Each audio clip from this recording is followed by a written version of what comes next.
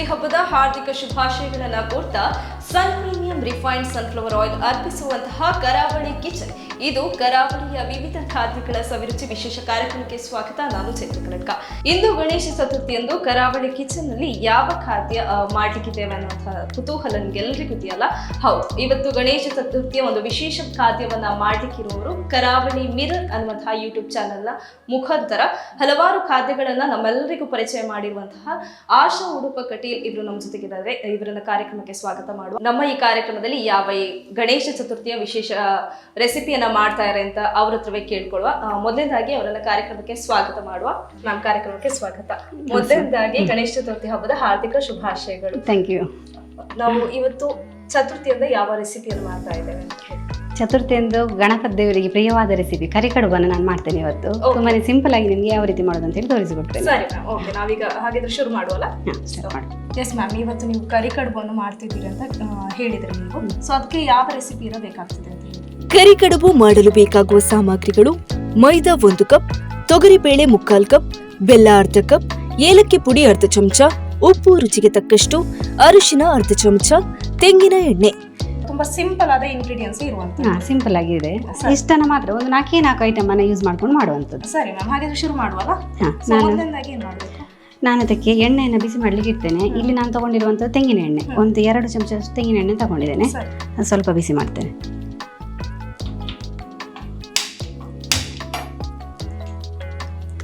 ನಾವು ನಮ್ಮ ಹಿಟ್ಟು ರೆಡಿ ಮಾಡುವಂಥ ಹಿಟ್ಟು ನೋಡಿ, ಅದು ಚಪಾತಿ ಥರನೇ ಇರ್ತದೆ. ಚಪಾತಿ ಹಿಟ್ಟು ನಾವು ಹೇಗೆ ರೆಡಿ ಮಾಡ್ತೇವೆ ಅದೇ ಥರ. ಆದರೆ ಅದರಲ್ಲಿ ಕ್ರಿಸ್ಪಿ ಬರಲಿಕ್ಕೆ ನಾವು ಹಾಕುವಂಥದ್ದು ಈ ತೆಂಗಿನ ಎಣ್ಣೆ. ತೆಂಗಿನ ಎಣ್ಣೆ ಕಾಯಿಸಿದ್ರೆ ಅದು ಸ್ವಲ್ಪ ಕ್ರಿಸ್ಪಿಯಾಗಿ ಬರ್ತದೆ ನೋಡಿ. ಸ್ವಲ್ಪ ಬಿಸಿ ಆಗ್ತದೆ. ಎಷ್ಟು ಬಿಸಿ ಆದರೆ ಸಾಕು ನಮಗೆ. ಸ್ವಲ್ಪ ಬಿಸಿ. ಸೊ ಮ್ಯಾಮ್, ನಿಮ್ಮ ಬಾಲ್ಯ ಜೀವನದಲ್ಲಿ ಗಣೇಶ ಚತುರ್ಥಿ ಹಬ್ಬ ಎಲ್ಲ ಹೇಗಿತ್ತು? ಗಣೇಶ ಚತುರ್ಥಿ ಅಂತ ಹೇಳಿದ್ರೆ ಈ ಥರ ಕರಿಕಡುಬು ಎಲ್ಲ ಅಮ್ಮ ಮಾಡ್ತಿರ್ಲಿಲ್ಲ. ಖಾಲಿ ನಮ್ದಂದ್ರೆ ಇದು ಮೂಡೆ ಮತ್ತು ದೋಸೆ ಈ ಥರ ಎಲ್ಲ ಮಾಡ್ತಾಯಿದ್ರು. ಇದೆಲ್ಲ ಇವಾಗ ನಾವು ಮಾಡ್ತೇವೆ. ಇದಕ್ಕೆ ನೋಡಿ, ನಾನಿಲ್ಲಿ ಹಿಟ್ಟು ತಗೊಂಡಿದ್ದೇನೆ. 1 ಲೋಟದಷ್ಟು ಮೈದಾ ಹಿಟ್ಟು. ಮೈದಾ ಹಿಟ್ಟನ್ನು ಹಾಕೊಳ್ತೇನೆ. ಮೈದಾ ಹಿಟ್ಟಿಗೆ ಒಂದು ಅರ್ಧ ಚಮಚದಷ್ಟು ಅರಿಶಿನ. 1 ಕಪ್ಪಿಗೆ ಅರ್ಧ ಚಮಚದಷ್ಟು ಅರಿಶಿನ. ಹಾಗೆ ರುಚಿಗೆ ತಕ್ಕಷ್ಟು ಉಪ್ಪು. ಎಷ್ಟು ತಗೊಳ್ತೀರಾ? ಒಂದು ಕಪ್ಪಿಗೆ ಆದ್ರೆ ಎಷ್ಟು ತಗೊಳ್ತೀರಾ? ಒಂದು ಅರ್ಧದಿಂದ 3/4 ಚಮಚದಷ್ಟು ಸಾಕಾಗ್ತದೆ. ಯಾಕಂತ ಹೇಳಿದ್ರೆ ಸ್ವೀಟಿಗೆ ತುಂಬ ಉಪ್ಪು ಹಾಕಿದ್ರೆ ಒಳ್ಳೇದಾಗುದಿಲ್ಲ. ಇನ್ನು ನಾನು ಬಿಸಿ ಮಾಡಿದಂಥ ಎಣ್ಣೆಯನ್ನು ಕೂಡ ಹಾಕೊಳ್ತೇನೆ. ಇದಕ್ಕೊಂದು ಎಷ್ಟು ಪ್ರಮಾಣದಲ್ಲಿ ನೀವು ಎಣ್ಣೆಯನ್ನು ತಗೊಂಡಿದ್ದೀರಾ? ಎಣ್ಣೆ ಒಂದು 2 ಸ್ಪೂನ್ ಇವಾಗ ಹಾಕಿದ್ರೆ ಸಾಕು. ಮತ್ತೆ ನೋಡ್ಕೊಂಡು ಬೇಕಾದ್ರೆ ಹಾಕಿದ್ರೆ ಆಯ್ತು. ಸೊ ಎಣ್ಣೆ ಹಾಕೋದು ಕ್ರಿಸ್ಪಿ ಬರ್ಬೇಕಂತ ಹೇಳಿದ್ರೆ ಎಣ್ಣೆ ಹಾಕ್ಲೇಬೇಕು, ಅವಾಗ ಕ್ರಿಸ್ಪಿಯಾಗಿ ಬರ್ತದೆ. ಇದು ಎಣ್ಣೆ ಬಿಸಿ ಉಂಟು, ಹಾಗಾಗಿ ನಾನು ಸ್ಪೂನಲ್ಲೇ ಹೀಗೆ ಮಿಕ್ಸ್ ಮಾಡಿಕೊಳ್ತೇನೆ. ಎಲ್ಲ ಚೆನ್ನಾಗಿ ಮಿಕ್ಸ್ ಆಗಬೇಕು. ಇಲ್ಲಿ ಅರಿಶಿನ, ಉಪ್ಪು, ಹಾಗೇನೆ ಎಣ್ಣೆ. ಯಾವುದೇ ಗಂಟುಗಳೆಲ್ಲ ಇರಬಾರ್ದು. ಗಂಟುಗಳಿರಬಾರ್ದು. ಇದೊಂದು 2 ನಿಮಿಷ ಸಾಕು. ಈ ಥರ ಸ್ಪೂನಲ್ಲಿ 2 ನಿಮಿಷ ಮಾಡ್ಕೊಂಡು ನಂತರ ಕೈಯಲ್ಲೇ ಮಾಡ್ಬೋದು, ಆಗ ಬಿಸಿ ಎಲ್ಲ ಆಡ್ತದೆ. ಇದು ನಾವು ಸ್ವಲ್ಪ ಕೂಡ ಗಂಟು ಇರದ ಹಾಗೆ ಮಿಕ್ಸ್ ಮಾಡ್ಕೋಬೇಕು. ಅದೇ ರೀತಿ ಮಿಕ್ಸ್ ಮಾಡುವಾಗ ಕೂಡ ಕ್ರಮ ಇದೆ.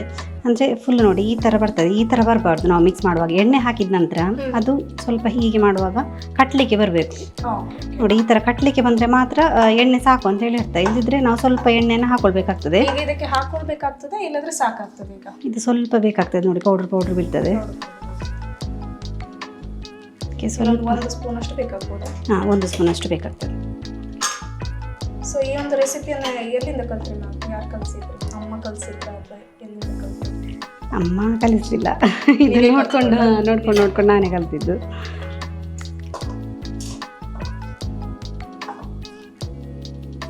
ಇದು ನೋಡಿ ಇವಾಗ ಸರಿ ಆಯಿತು ಹದ.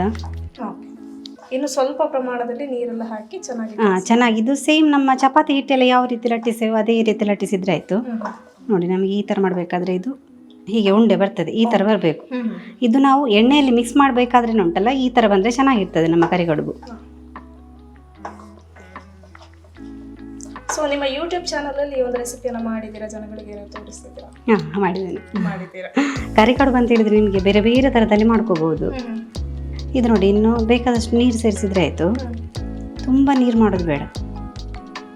ನೋಡಿಕೊಂಡು ನೀರು ಹಾಕಿದರೆ ಆಯಿತು. ಸೊ ಚಪಾತಿ ಹದಕ್ಕೆ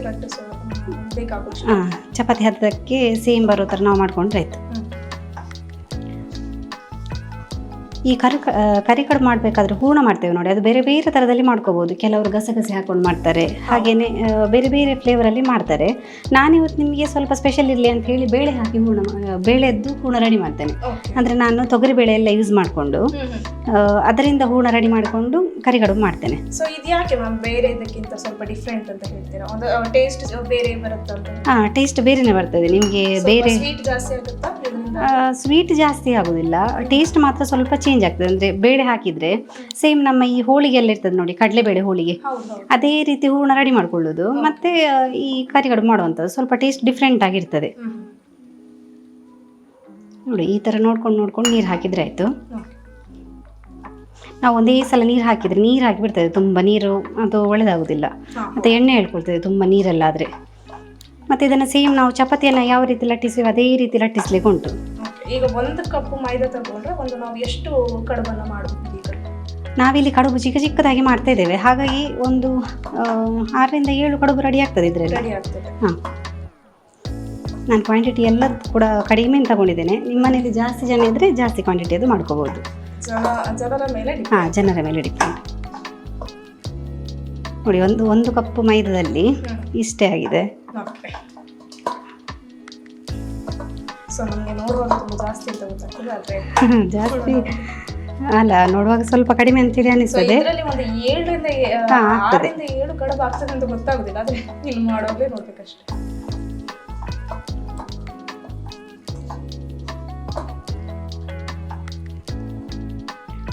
ಇದನ್ನಿನ್ನು ಹಾಗೆ ಬಿಡುವ, ಒಂದು 15 ನಿಮಿಷ ಆದರೂ ಇದನ್ನು ಹಾಗೆ ಬಿಡಬೇಕಾಗ್ತದೆ. ಸರಿ, ಇದನ್ನೀಗ ಹಾಗೆ ಮುಚ್ಚಿಡುವ. ಇನ್ನು ನಾವು ಇದಕ್ಕೆ ಬೇಕಾದಂತಹ ಹೂರ್ಣವನ್ನು ರೆಡಿ ಮಾಡಿಕೊಳ್ಳುವ. ಸರಿ, ಇದಕ್ಕೆ ಹೂರ್ಣಕ್ಕೆ ಏನೆಲ್ಲ ಬೇಕಾಗ್ತದೆ? ಈಗ ಹೂರ್ಣಕ್ಕೆ ನಾವಿಲ್ಲಿ ಒಂದು 3/4 ಲೋಟ ಆಗುವಷ್ಟು ತೊಗರಿಬೇಳೆ, ಹಾಗೇನೆ ಒಂದು ಅರ್ಧ ಲೋಟದಷ್ಟು ಬೆಲ್ಲ, ಮತ್ತೆ ಸ್ವಲ್ಪ ಏಲಕ್ಕಿ ಪೌಡರ್. ಸರಿ, ರೆಡಿ ಮಾಡೋಣ. ಹಾಂ, ನಾನೀಗ ಪ್ಯಾನಲ್ಲಿ ಹೂರ್ಣವನ್ನು ರೆಡಿ ಮಾಡಿಕೊಳ್ತೇನೆ. ಮೊದಲಿಗೆ ಏನು ಮಾಡಬೇಕು ಇದಕ್ಕೆ? ಮೊದಲಿಗೆ ನಾನಿಲ್ಲಿ ತೊಗರಿಬೇಳೆಯನ್ನು ಆಲ್ರೆಡಿ ಇದನ್ನು ಬೇಯಿಸಿಟ್ಟಿದ್ದೇನೆ. ಹಾಂ, ಬೇಯಿಸಿ ನೋಡಿ, ಇದು ಇಲ್ಲಿ 3/4 ಲೋಟದಷ್ಟು ತೊಗರಿಬೇಳೆ ಇದೆ. ಅದನ್ನು ಚೆನ್ನಾಗಿ ಬೇಯಿಸಿ ಅದರಲ್ಲಿದ್ದ ನೀರನ್ನೆಲ್ಲ ಬಸಿ ತಗೊಂಡಿದ್ದೇನೆ. ಈ ಥರ ನಾವು ಇಡಬೇಕು, ಯಾಕಂತ ಹೇಳಿದರೆ ಅದರ ನೀರು ಹಾಕಬಾರ್ದು. ಹಾಗಾಗಿ ಇದನ್ನು ಇನ್ನು ಒಂದು ಪಾನಿಗೆ ಶಿಫ್ಟ್ ಮಾಡಿಕೊಳ್ಳುವ. ನಾವು ಈ ಥರ ಏನಕ್ಕೆ ಮಾಡೋದಂತ ಹೇಳಿದರೆ ಇದರಲ್ಲಿ ಸ್ವಲ್ಪ ನೀರಿನ ಅಂಶ ಇರ್ತದೆ ನೋಡಿ, ಅದೆಲ್ಲ ಹೋಗಬೇಕು.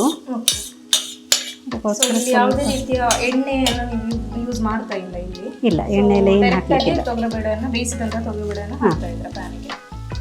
ಇದು ಕಾಲು ತೊಗರಿಬೇಳೆಯನ್ನು ಬೇಯಿಸಿದಷ್ಟು, ಮತ್ತೆ ಏನು ಅದಕ್ಕೆ ಆ್ಯಡ್ ಮಾಡಲಿಲ್ಲ. ಕಾಲು ತೊಗರಿಬೇಳೆಯನ್ನು ಬೇಯಿಸಿದ್ದು. ಅದರ ಒಟ್ಟಿಗೆ ನಾನಿಲ್ಲಿ ಬೆಲ್ಲ ತಗೊಂಡಿದ್ದೆ ನೋಡಿ, ಅದನ್ನು ಕೂಡ ಇವಾಗಲೇ ಹಾಕೋಬೇಕು. ಅಂದರೆ 3/4 ಕಪ್ ಅಷ್ಟು ತೊಗರಿಬೇಳೆ? ಹಾಂ, 3/4 ಕಪ್ ಅಷ್ಟು ತೊಗರಿಬೇಳೆ, ಅದಕ್ಕೆ ಅರ್ಧ ಕಪ್ ಆಗುವಷ್ಟು ಒಂದು ಬೆಲ್ಲವನ್ನು ಹಾಕಬೇಕು. ಹಾಂ, ತುಂಬ ಸ್ವೀಟ್ ಬೇಕಾಗಿಲ್ಲ, ಮತ್ತು ಇದು ತುಂಬ ನೀರಿನಂಶ ಬಿಟ್ಕೊಳ್ತದೆ. ಬೆಲ್ಲದಿಂದ ನೀರಿನಂಶ? ಹಾಂ, ಬೆಲ್ಲ ಕೂಡ ನೀರಿನಂಶ ಬಿಟ್ಕೊಳ್ತದೆ. ಹಾಗಾಗಿ ಅದು ಸ್ವಲ್ಪ ಡ್ರೈ ಆಗೋ ತನಕ ನಾವು ಅದನ್ನು ಹುರಿಬೇಕು. ಎಷ್ಟು ಬೇಕಷ್ಟು ನೋಡ್ಕೊಂಡು ನಾನು ಹಾಕೊಳ್ತೇನೆ. 3/4 ಲೋಟ ತೊಗರಿಬೇಳೆಗೆ ಏನಿಲ್ಲ, 3/4 ಲೋಟ ತೊಗರಿಬೇಳೆಗೆ ಒಂದು ಅರ್ಧ ಲೋಟದಷ್ಟು ಬೆಲ್ಲ ಸಾಕಾಗ್ತದೆ. ಇದೀಗ 2 ಚೆನ್ನಾಗಿ ಮಿಕ್ಸ್ ಆಗಬೇಕು. ಇದೊಂದು ಎಷ್ಟು ನಿಮಿಷ ಬೇಕಾಗ್ತದೆ ಮಾಡಲಿಕ್ಕೆ? ಇದು ಒಂದು 10 ನಿಮಿಷ ಸಾಕಾಗ್ತದೆ. ಅಂದರೆ ಸ್ವಲ್ಪ ಡ್ರೈ ಆಗಬೇಕು. ಇದು ನೋಡಿ, ಹೀಗೆ ಬೇಯ್ತಾ ಇರಬೇಕಾದ್ರೆ ಬೆಲ್ಲದ ಅಂಶ ಫುಲ್ ಅದು ನೀರಾಗ್ತದೆ, ಅದು ಸ್ವಲ್ಪ ಡ್ರೈ ಆಗಬೇಕು. ನಮಗೆ ಈ ಹೂರ್ಣ ಹೇಗಂತ ಹೇಳಿದರೆ ನಮಗೆ ಉಂಡೆ ಕಟ್ಟಲಿಕ್ಕೆ ಬರಬೇಕು. ನಾವು ಕರಿ ಕಡುಬಿನ ಒಳಗೆ ಇದನ್ನು ಇಡಲಿಕ್ಕೆ ಉಂಟು, ಉಂಡೆ ಮಾಡಿ ಇಡಲಿಕ್ಕೆ ಉಂಟು. ಹಾಗಾಗಿ ಇದು ಉಂಡೆ ಕಟ್ಟಲಿಕ್ಕೆ ಬರೋ ತನಕ ನಾವು ಸ್ವಲ್ಪ ಡ್ರೈ ಮಾಡ್ಕೋಬೇಕು. ಬೇಯ್ತಾ ಇದೆ, ಇನ್ನೇನಾದರೂ ಅದಕ್ಕೆ ಆ್ಯಡ್ ಮಾಡಲಿಕ್ಕಿದೆ? ಹಾಂ, ಬೆಲ್ಲ ಸ್ವಲ್ಪ ನೀರು ಹಾಕ್ಕೊಂಡು ನೋಡಿ. ಇನ್ನು ನಾವು ಇದಕ್ಕೆ ಏಲಕ್ಕಿ ಪೌಡರನ್ನು ಕೂಡ ಹಾಕ್ಕೊಳ್ಳುವ.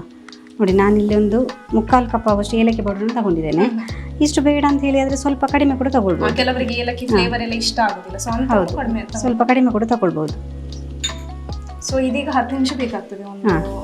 ಇದೀಗ 3 ಇಂಗ್ರೀಡಿಯೆಂಟ್ ಚೆನ್ನಾಗಿ ಮಿಕ್ಸ್ ಆಗಬೇಕು, ಹಾಗೇನೆ ಸ್ವಲ್ಪ ಡ್ರೈ ಆಗಬೇಕು. ಸೊ ಅದಕ್ಕಿಂತ ಮುಂಚೆ ನಾವು ಒಂದು ಸಣ್ಣ ವಿರಾಮವನ್ನು ತಗೊಂಡು ಅದಷ್ಟು ಬೇಕು ಮಾಡಬೇಕು. ಓಕೆ ವೀಕ್ಷಕರೇ, ಕರಾವಳಿ ಕಿಚನ್ ಕಾರ್ಯಕ್ರಮದಲ್ಲಿ ಒಂದು ಸಣ್ಣ ವಿರಾಮ.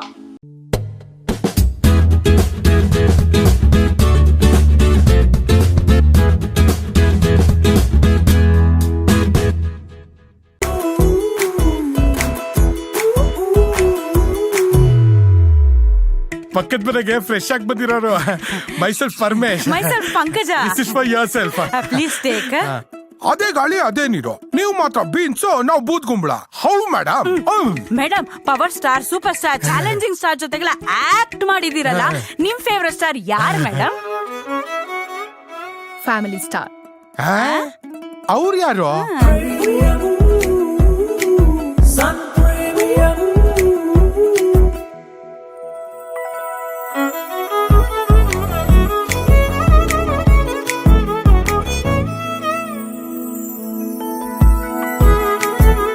ಸಿನಿಮಾದಲ್ಲಿ ಕಷ್ಟದಲ್ಲಿರೋರ್ನ ಸ್ಟಾರ್ ಕಾಪಾಡ್ತಾರೆ.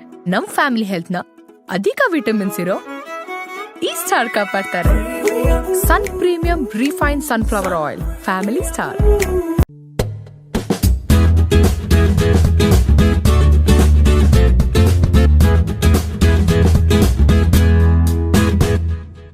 ಓಕೆ ವೀಕ್ಷಕರೇ, sun premium refined sunflower oil ಅರ್ಪಿಸುವಂತಹ ಕರಾವಳಿ ಕಿಚನ್ ವಿಶೇಷ ಕಾರ್ಯಕ್ರಮಕ್ಕೆ ಮತ್ತೊಮ್ಮೆ ಸ್ವಾಗತ. ಮ್ಯಾಮ್, ನಿಮಗೂ ಕೂಡ ಸ್ವಾಗತ. ಸೊ ಇದು ಆಗ್ತಾ ಬಂತು ಅನ್ಸುತ್ತೆ. ಇದು ಆಗ್ತಾ ಬಂದಿದೆ ಅಂತ ಹೇಳಿದ್ರೆ ಸ್ವಲ್ಪ ಇದರದ್ದು ನೀರಿನಂಶ ಎಲ್ಲ ಹೋಗ್ತಾ ಬಂದಿದೆ ನೋಡಿ. ಓಕೆ. ಆಗ ತುಂಬಾ ನೀರಿನಂಶ ಇತ್ತು, ಅದೆಲ್ಲ ಬಿಟ್ಕೊಂಡು ಬಂದಿದೆ ಈಗ. ಇದನ್ನು ಸ್ವಲ್ಪ ನಾವು ಹಾಗೆ ಇಡಬೇಕು, ಯಾಕಂತ ಹೇಳಿದ್ರೆ ಇದು ಸ್ವಲ್ಪ ತಣಿಬೇಕು. ನಾವು ಆ ಕರಿಗಡುಬು ಒಳಗಡೆ ಹಾಕಬೇಕಾದ್ರೆ ಬಿಸಿ ಬಿಸಿ ಇದ್ರೆ ಹಾಕ್ಲಿಕ್ಕೆ ಆಗುದಿಲ್ಲ, ಮತ್ತೆ ತಣಿದಾಗ ಇದು ಮತ್ತೆ ಕೂಡ ಡ್ರೈ ಆಗ್ತದೆ. ಸೊ ಈಗ ಇದು ಡ್ರೈ ಆಗಲಿಕ್ಕೆ ನಾವೀಗ ತಣಿಲಿಕ್ಕೆ ಬಿಡುವಾಗ ನಾವೀಗ ಏನ್ ಮಾಡ್ಕೊಂಡು ಬರೋದು? ನಾವೀಗ ಅದಕ್ಕೆ ಬೇಕಾಗಿರುವಂತಹ ನಾವು ಹಿಟ್ಟನ್ನು ರೆಡಿ ಮಾಡಿದ್ದೇವೆ, ಅದನ್ನ ಈಗ ಲಟ್ಟಿಸ್ಬೇಕು. ಸೊ ಆಗ್ಲೇ 15 ನಿಮಿಷ ಆಗಿದೆ. ಇದು ಏನು ಬೇಯುವಾಗ ಅಲ್ಲಿ ಅದಕ್ಕೆ ಬೇಕಾಗುವಂತಹ ಟೈಮ್ ಕೂಡ ಆಗಿದೆ. ಸೊ ಈಗ ಲಟ್ಟಿಸ್ಕೊಂಡು ಬರುವಂತದ್ದು. ಲಟ್ಟಿಸುವ. ಈಗ ಇನ್ನು ನಾನು ಇದನ್ನ ಉಂಡೆ ಮಾಡ್ಕೊಳ್ತೇನೆ, ಚಿಕ್ಕ ಚಿಕ್ಕದಾಗಿ ಉಂಡೆ ಮಾಡ್ಕೋಬೇಕು. ಓಕೆ ಮ್ಯಾಮ್, ಇದೀಗ ಚಿಕ್ಕ ಚಿಕ್ಕದಾಗಿ ತುಂಬಾ ಈಗ ನೀವು ಕಟ್ಟಿದ ಉಂಡೆಯಲ್ಲಿ ಎಷ್ಟು ಬರ್ತದೆ ಈಗ ಅದರಲ್ಲಿ? ನೋಡಿ ಈ ತರ. ಅದು ಈಗ ಮೌಲ್ಡಿಗೆ ಹಾಕಿದ ನಂತರ ಮತ್ತೆ ನಮಗೆ ಮೌಲ್ಡಿಗೆ ಹಾಕಿದ ನಂತರ ಸ್ವಲ್ಪ ಸ್ವಲ್ಪ ಎಕ್ಸ್ಟ್ರಾ ಉಳಿತಾ ಬರ್ತದೆ, ಅದರಿಂದ ಮತ್ತೆ ಕೂಡ ನಾವು ಮಾಡ್ಕೋಬಹುದು. ನೋಡಿ ಈ ತರ ಎಷ್ಟಾಗ್ತದೆ ಅಷ್ಟು ರೌಂಡಾಗಿ ಉಂಡೆ ಮಾಡ್ಕೊಂಡ್ರೆ ಆಯ್ತು. ನಾವು ಇದೇ ರೀತಿ ನಾವು ಹೂರ್ಣ ರೆಡಿ ಮಾಡಿಕೊಂಡಿದ್ವಲ್ಲ, ಅದನ್ನು ಕೂಡ ಉಂಡೆ ಮಾಡಿಕೊಂಡ್ರೆ ಬೇಗ ಸುಲಭಕ್ಕೆ ಮಾಡ್ಕೋಬಹುದು. ಇದು ನಿಮಗೆ ಕರಿಗಡುಬೆಲ್ಲ ಉಂಟಲ್ಲ, ಭಾರಿ ರುಚಿ ಇರ್ತದೆ, ಆದರೆ ಮಾಡಲಿಕ್ಕೆ ಸ್ವಲ್ಪ ಪ್ರೊಸೀಜರ್ ಜಾಸ್ತಿ. ಪ್ರೊಸೀಜರ್ ಜಾಸ್ತಿ ಆಗುವಾಗ ಯಾರಿಗೂ ಬೇಡ ಅಂತ. ಅದೇ, ಆದರೆ ಹಬ್ಬಕ್ಕೆಲ್ಲ ನಾವು ನಾರ್ಮಲ್ ಆಗಿ ಹಬ್ಬಕ್ಕೆಲ್ಲ ಮಾತ್ರ ಈ ಥರ ರೆಸಿಪಿ ಮಾಡ್ತೇವೆ. ಅಂದರೆ ನಮ್ಮದು ಗಣಪತಿ ದೇವರಿಗೆ ಸಮರ್ಪಣೆ ಮಾಡಲಿಕ್ಕೆ ಇರ್ತದೆ, ಹಾಗಾಗಿ ಈ ಥರ ರೆಸಿಪಿ ಮಾಡ್ತೇವೆ ನಾವು. ಇನ್ನು ನೋಡಿ ಅದನ್ನು ಚೆನ್ನಾಗಿ ನಾವು ಲಟ್ಟಿಸುವ.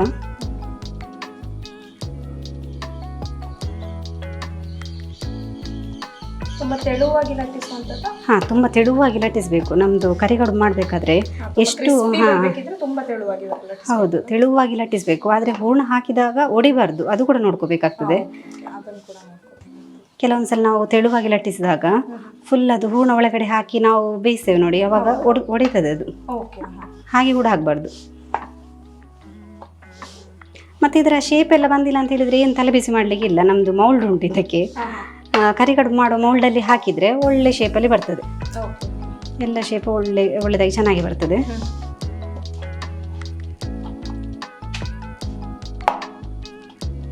ನೋಡಿ ಇಷ್ಟು ದೊಡ್ಡದಾದರೆ ಸಾಕು. ಇದೇ ಥರ ನೋಡಿ ಇಷ್ಟು ತೆಳುವಾಗಿ ಮಾಡಿದ್ದೇನೆ. ಈ ಥರ ತೆಳುವಾಗಿ ಮಾಡಬೇಕು. ಎಲ್ಲವನ್ನು ಲಟ್ಟಿಸ್ತಾ ಬರುವ. ಇನ್ನು ನಾವು ಒಂದೊಂದೇ ಮೌಲ್ಡಿಗೆ ಹಾಕ್ತಾ ಬರುವ. ನೋಡಿ ಲಟ್ಟಿಸಿ ಆಯಿತು. ಇಷ್ಟು ದೊಡ್ಡದಾಗಿ ಲಟ್ಟಿಸಬೇಕು. ಇದು ಮೌಲ್ಡಿಗಿಂತ ಸ್ವಲ್ಪ ಹೊರಗಡೆ ಇದ್ದರೆ ಕೂಡ ಪರವಾಗಿಲ್ಲ.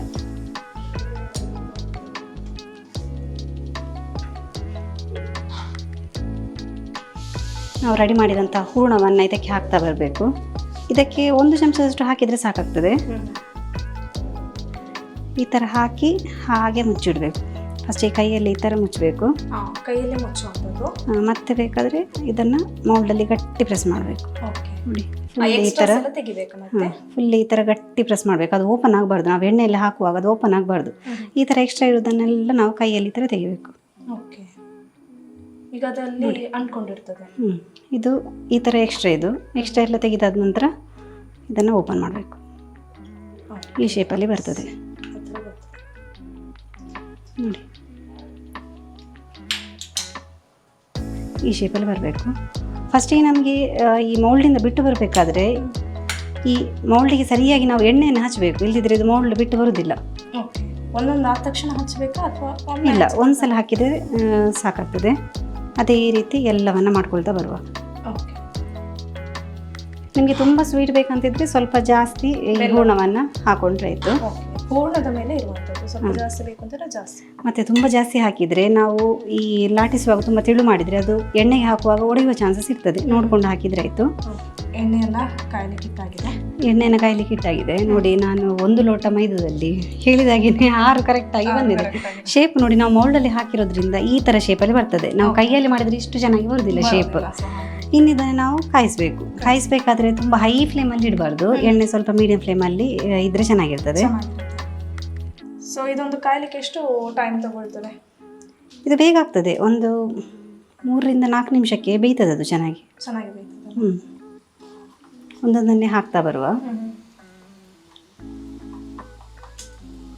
ಸೊ ಒಂದು ಸಲಕ್ಕೆ ಒಂದು 3 ರಿಂದ 4 ತನಕ ಬಿಡ್ಬೋದು. ಬಿಡ್ಬೋದು.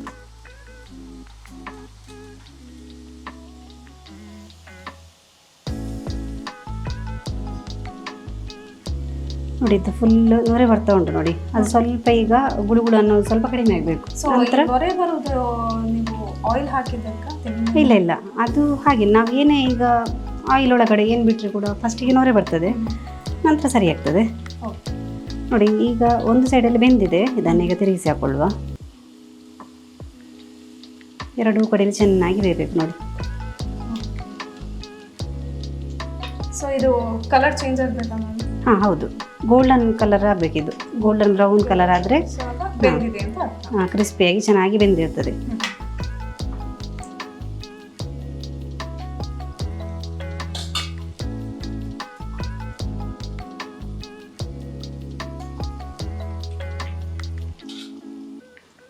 ಹೈ ಫ್ಲೇಮಲ್ಲಿ ಇಟ್ಟರೆ ಇದು ಬೇಗ ಕಪ್ಪಾಗಿ ಬಿಡ್ತದೆ. ಅದಕ್ಕೆ ನಾನು ಮೀಡಿಯಂ ಉರಿಯಲ್ಲಿ ಇಟ್ಕೊಂಡು ಚೆನ್ನಾಗಿ ಬೇಯಿಸ್ತೇನೆ. ಅದು ಚೆನ್ನಾಗಿ ಬೆಂದಾಗ ಫುಲ್ ಕ್ರಿಸ್ಪಿ ಆಗಿರ್ತದೆ. ಓಕೆ. ಸೊ ಈ ಸಲ ನೀವು ಗಣೇಶ ಚತುರ್ಥಿಗೆ ನಿಮ್ಮ ಯೂಟ್ಯೂಬ್ ಚಾನಲಲ್ಲಿ ಯಾವ ರೆಸಿಪಿಯನ್ನು ಮಾಡಿ ಬಿಡುವ ಪ್ಲಾನ್ ಆಗಿದ್ದೀರಾ? ನಾನು ಈ ಸಲ ಒಂದು ಅಪ್ಪ ಅಂತೇಳಿ ಮಾಡಿದ್ದೇನೆ. ಅಪ್ಪ ಅಂತ ಹೇಳಿದರೆ ಈ ಟೆಂಪಲ್ ಸ್ಟೈಲಿನ ಅಪ್ಪ, ದೇವಸ್ಥಾನಗಳಲ್ಲೆಲ್ಲ ಗುಳಿ ಪಾತ್ರದಲ್ಲಿ ಅಪ್ಪ ಮಾಡ್ತಾರೆ ನೋಡಿ, ಅದೇ ಥರ ನಾನು ಅಪ್ಪ ಮಾಡಿ ವಿಡಿಯೋ ಹಾಕಿದ್ದೇನೆ. ನಮ್ದು ಆಲ್ರೆಡಿ ಹಾಕಿ ಆಗಿದೆ. ಅದು ಜನಗಳಿಗೆ ತುಂಬ ಇಷ್ಟ ಆಗ್ತದೆ. ಅಂದರೆ ನಾನು ಇದೇ ಥರ ಅಂದರೆ ಯಾವುದಾದ್ರೂ ಹಬ್ಬಗಳಲ್ಲಿದ್ದರೆ ಅದಕ್ಕೆ ರಿಲೇಟೆಡ್ ಆಗಿರುವಂಥ ಐಟಮ್ ಮಾಡೋದು. ಈಗ ಅಷ್ಟಮಿ ಅಂತ ಹೇಳಿದರೆ ಅದಕ್ಕೆ ರಿಲೇಟೆಡ್ ಆಗಿ ನಾವು ಚಕ್ಕುಲಿ ಉಂಡೆ ಎಲ್ಲ ತುಂಬ ಮಾಡ್ತೇವೆ. ಅದಕ್ಕೆ ಚಕ್ಕುಲಿಯನ್ನು ಹಾಕಿದ್ದೆ, ಅದು ಕೂಡ ಒಳ್ಳೆ ಜಾಸ್ತಿ ಆದ್ಯತೆ ಕೊಡ್ತೀರಾ ಅಂತ ಅಂದರೆ ಆ ಹಬ್ಬಕ್ಕೆ ಯಾವುದು ನಮ್ಮ ಮನೆಯಲ್ಲಿ ಸ್ಪೆಷಲ್ ಆಗಿ ಮಾಡ್ತೇವೆ ಅದನ್ನು ಮಾಡ್ತೇನೆ ನಾನು. ಸೊ ನೀವು ಕೆಲಸಕ್ಕೆ ಹೋಗಿ ಯೂಟ್ಯೂಬಲ್ಲಿ ಕೂಡ ನೀವು ವಿಡಿಯೋ ಎಲ್ಲ ಮಾಡಿ ಯಾವ ಥರ ಮ್ಯಾನೇಜ್ ಮಾಡ್ತೀರಾ? ಇದು ಯೂಟ್ಯೂಬ್ ಖಾಲಿ ಸಂಡೇ ಮಾತ್ರ ನಾವು ಮಾಡೋದು.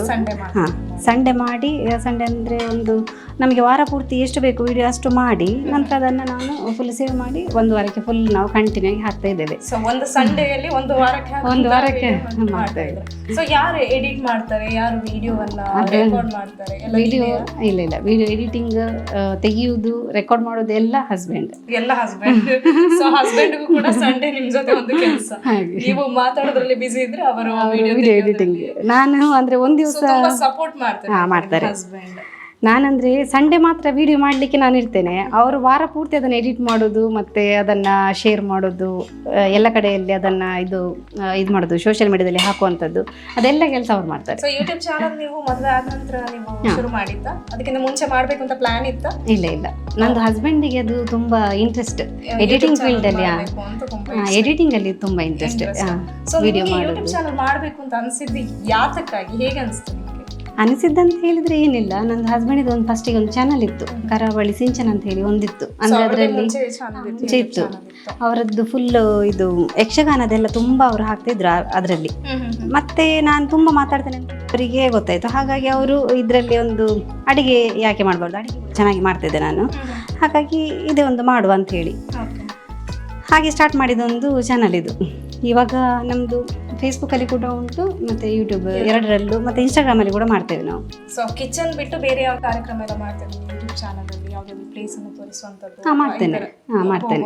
ನಮ್ಮದು ಯೂಟ್ಯೂಬ್ ಚಾನಲಲ್ಲಿ 3 ಸೆಕ್ಷನ್ ಇದೆ. ಅಂದರೆ ಫಸ್ಟಿಗೆ ಒಂದು ರೆಸಿಪಿ ಮೇನ್, ಮನೆ ಮದ್ದು, ಹಾಗೆಯೇ ಟೆಂಪಲ್ ವಿಸಿಟ್. ಟೆಂಪಲ್ ಇದ್ದು ತುಂಬ ಇದುವರೆಗೆ ಒಂದು 40 ರಿಂದ 45 ಟೆಂಪಲ್ ಇದ್ದು ನಾನು ವಿಡಿಯೋ ಮಾಡಿದ್ದೇನೆ. ಸೊ ಇದೊಂದು ಸಂಡೇಯಲ್ಲಿ ಪ್ಲಾನ್ ಮಾಡುವಂಥದ್ದು, ಒಂದು ಸಂಡೇಲಿ ಇಷ್ಟೆಲ್ಲ ಕವರ್ ಮಾಡ್ತೀರಾ ನೀವು? ಟೆಂಪಲ್ ಅಂತ ಹೇಳಿದರೆ ಇದು ಟೆಂಪಲ್ ಇದು ಹಿಸ್ಟ್ರಿಯನ್ನೆಲ್ಲ ಕಲೆಕ್ಟ್ ಮಾಡಿ ಅದನ್ನು ಶೇರ್ ಮಾಡುವಂಥದ್ದು. ನಾವು ದೇವಸ್ಥಾನಕ್ಕೆ ಹೋಗೋದಂತ ಹೇಳಿದರೆ ಖಾಲಿ ಅಲ್ಲಿ ಹೋಗಿ ಕೆಲವರಿಗೆ ಏನು ಮಾಡ್ತಾರೆ, ದೇವಸ್ಥಾನಕ್ಕೆ ಹೋಗಿ ವಿಡಿಯೋ ಮಾಡಿ ಹಾಗೆ ಬರ್ತಾರೆ. ನಾವು ಆ ಥರ ಮಾಡೋದಿಲ್ಲ. ಆ ದೇವಸ್ಥಾನದ ಹಿಸ್ಟ್ರಿಯನ್ನು ಕಲೆಕ್ಟ್ ಮಾಡ್ತೇವೆ, ಆ ಹಿಸ್ಟ್ರಿಯನ್ನು ಶೇರ್ ಮಾಡ್ತೇವೆ. ಅದೇ ರೀತಿ ಅಲ್ಲಿದ್ದು ಅರ್ಚಕರ ಹತ್ರ ಮಾತಾಡಿಸ್ತೇವೆ. ಅಂದರೆ ನಾವು ಹೇಳೋದಕ್ಕಿಂತಲೂ ಅರ್ಚಕರು ಹೇಳಿದ್ರು ಅದು ಸ್ವಲ್ಪ ಇದು ಎಫೆಕ್ಟಿವ್ ಆಗಿರ್ತದೆ. ಟೆಂಪಲ್ಗೆ ಹೋಗೋದು ಇಷ್ಟ ಇರುತ್ತೆ, ಆದ್ರೆ ಟೆಂಪಲ್ ಹಿಸ್ಟ್ರಿ ಗೊತ್ತಿರಲ್ಲ, ಸೊ ಅಂತವರಿಗೆಲ್ಲ ತುಂಬಾ ಹೆಲ್ಪ್ ಆಗುತ್ತೆ. ಸೊ ಇನ್ಫಾರ್ಮೇಶನ್ ಗೊತ್ತಾಗಿ ತುಂಬಾ ಜನ ವಿಸಿಟ್ ಮಾಡ್ತಾರೆ, ತುಂಬ ಜನ ಮಾಡ್ತಾರೆ. ಅದು ನಮಗೆ ಹಾಗೆ ಇದು ಟೆಂಪಲ್ ಅವರು ಕೂಡ ಹೇಳಿದ್ದಾರೆ, ನೀವು ಬಂದು ಹೋದ ನಂತರ ತುಂಬಾ ಜನರು ಇಲ್ಲಿಗೆ ಬಂದಿದ್ದಾರೆ.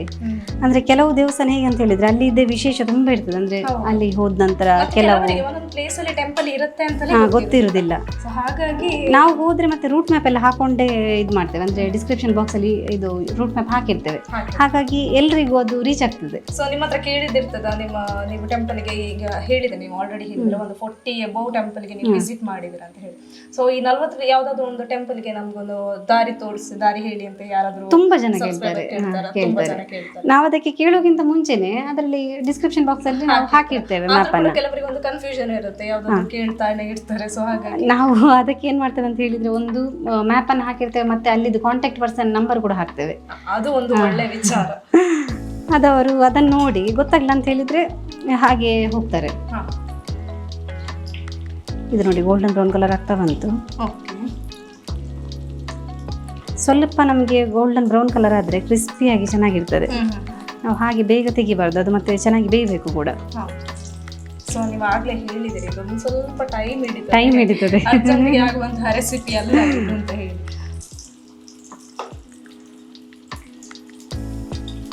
ಕೆಲವೊಂದು ರೆಸಿಪಿ ನಮಗೆ ಟೈಮ್ ಹಿಡಿತದೆ, ಆದ್ರೆ ಅದು ಒಂದ್ಸಲ ಮಾಡಿದ್ರೆ ತುಂಬಾ ಇಷ್ಟ ಆಗ್ತದೆ, ಅದು ಮತ್ತೆ ಮತ್ತೆ ತಿನ್ಬೇಕಂತ ಹೇಳಿ. ಅಂದ್ರೆ ಇಂಥ ರೆಸಿಪಿಗಳನ್ನ ನಾವು ಯಾವತ್ತು ದಿನಾಲು ಮಾಡ್ಲಿಕ್ಕೆ ಆಗುದಿಲ್ಲ. ಹಬ್ಬ ಹರಿದಿನಗಳಲ್ಲಿ ಇಂಥ ರೆಸಿಪಿಯನ್ನ ತುಂಬಾ ಜನ ಇಷ್ಟಪಡ್ತಾರೆ, ಮತ್ತೆ ಇಂಥ ರೆಸಿಪಿಗೋಸ್ಕರ ಹಬ್ಬ ಹರಿದಿನಗಳಲ್ಲಿ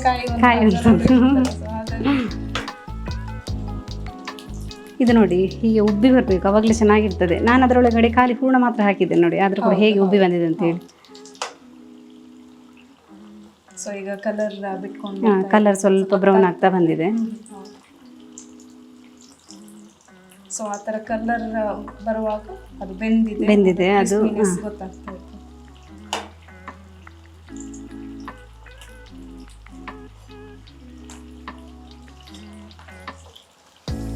ಸ್ವಲ್ಪ ದೊಡ್ಡ ಬಾಣಲಿ ಇಟ್ಟರೆ ಇದು ಒಂದು 4 ರಿಂದ 6 ಕಡುಬನ್ನು ಕೂಡ ಒಟ್ಟಿಗೆ ಹಾಕೋಬಹುದು.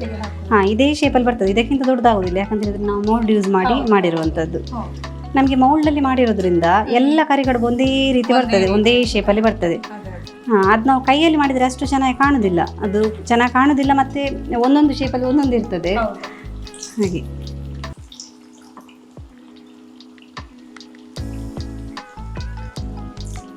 ನೋಡಿ ಇದಾಗಿದೆ, ಇಷ್ಟಾದರೆ ಸಾಕು.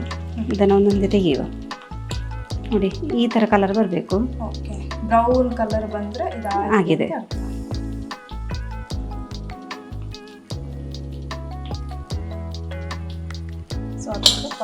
ಪಾತ್ರಕ್ಕೆ ಹಾಕೊಂಡು ನೋಡಿ. ಗಣೇಶ ಹಬ್ಬಕ್ಕೆ ನಾನು ಇಲ್ಲಿ ಕರಿಕಡುಬು ಮಾಡಿದ್ದೇನೆ. ಗಣೇಶ ಹಬ್ಬದ ಹಾರ್ದಿಕ ಶುಭಾಶಯಗಳು. ಧನ್ಯವಾದಗಳು. ಬಿಸಿ ಬಿಸಿಯಾದಂತಹ ಕರಿಕಡುಬು. ಕರಿಕಡುಬು. ಸೊ ನೋಡಿದಾಗಲೇ ಗೊತ್ತಾಗ್ತದೆ, ತುಂಬ ಕ್ರಿಸ್ಪಿನೆಸ್ ಇದೆ. ಸೊ ನಾನು ಇದನ್ನು ತಿಂದು ಟೇಸ್ಟ್ ಮಾಡಿ ನಿಮಗೆ ಹೇಳ್ತೇನೆ. ಅದಕ್ಕಿಂತ ಮುಂಚೆ ಇದನ್ನೊಮ್ಮೆ ಯಾವ ರೀತಿ ಮಾಡಿದ್ರು ಅನ್ನೋದನ್ನು ಇನ್ನೊಮ್ಮೆ ನೋಡ್ಕೊಂಡು ಬರೋಣ.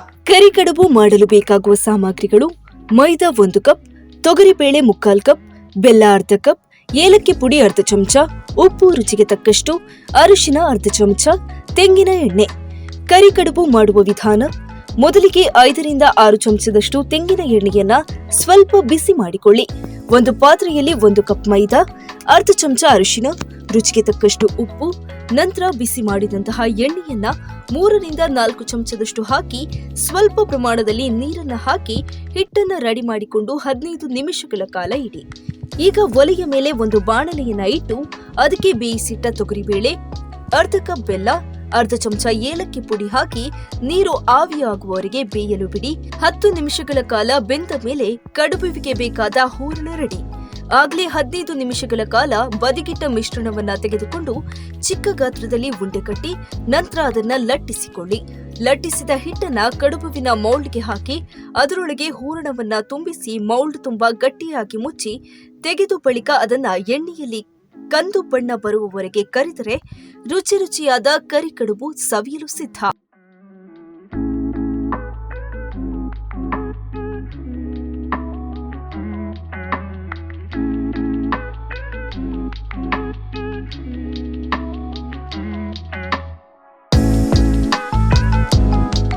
ಓಕೆ ವೀಕ್ಷಕರೇ, ಇದನ್ನು ಟೇಸ್ಟ್ ಮಾಡಿ ನೋಡುವ ಯಾವ ರೀತಿ ಬಂದಿದೆ ಅಂತ ಹೇಳಿ.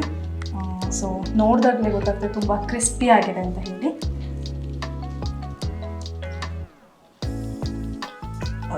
ತುಂಬ ಚೆನ್ನಾಗಿದೆ. ಯಾಕಂತ ಹೇಳಿದರೆ ಸ್ವೀಟ್ ತುಂಬ ಚೆನ್ನಾಗಿ ಗೊತ್ತಾಗ್ತಾ ಇದೆ ಆ್ಯಂಡ್ ಕ್ರಿಸ್ಪಿನೆಸ್ ಕೂಡ ಮೊದಲೇ ಹೇಳಿದ್ರು ಅವರು.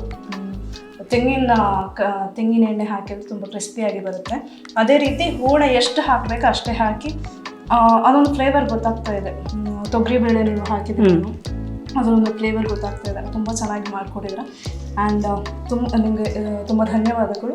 ಒಂದು ಗೌರಿ ಗಣೇಶ ಹಬ್ಬದ ಹಾರ್ದಿಕ ಶುಭಾಶಯಗಳನ್ನು ಕೊಡ್ತಾ, ಗೌರಿ ಗಣೇಶ ಹಬ್ಬಕ್ಕೆ ನಮಗೆ ಕರಿ ಕಡುಬನ್ನು ಮಾಡಿಕೊಟ್ಟಿದ್ದಾರೆ. ಸೊ ಹಾಗಾಗಿ Sun premium refined sunflower oil ಕಡೆಯಿಂದ ನಿಮಗೊಂದು ಥ್ಯಾಂಕ್ ಸೊ ಯು. ಧನ್ಯವಾದ ಮ್ಯಾಮ್. Thank you. ಓಕೆ ವೀಕ್ಷಕರೇ, ಇದಾಗಿತ್ತು ಈ ಹೊತ್ತಿನ Sun premium refined sunflower oil ಅರ್ಪಿಸುವಂತಹ ಕರಾವಳಿ ಕಿಚನ್ ವಿಶೇಷ ಸಂಚಿಕೆ. ಮುಂದಿನ ಸಂಚಿಕೆಯಲ್ಲಿ ಇನ್ನೊಮ್ಮೆ ಸಿಗ್ತೀನಿ. ಅಲ್ಲಿವರೆಗೂ ನೋಡ್ತಾ ಇರಿ ಅಭಿಮತ ಟಿವಿ. ಇದು ಜನಮನದ ನಾಡಿಮಿಡಿತ. ನಮಸ್ಕಾರ.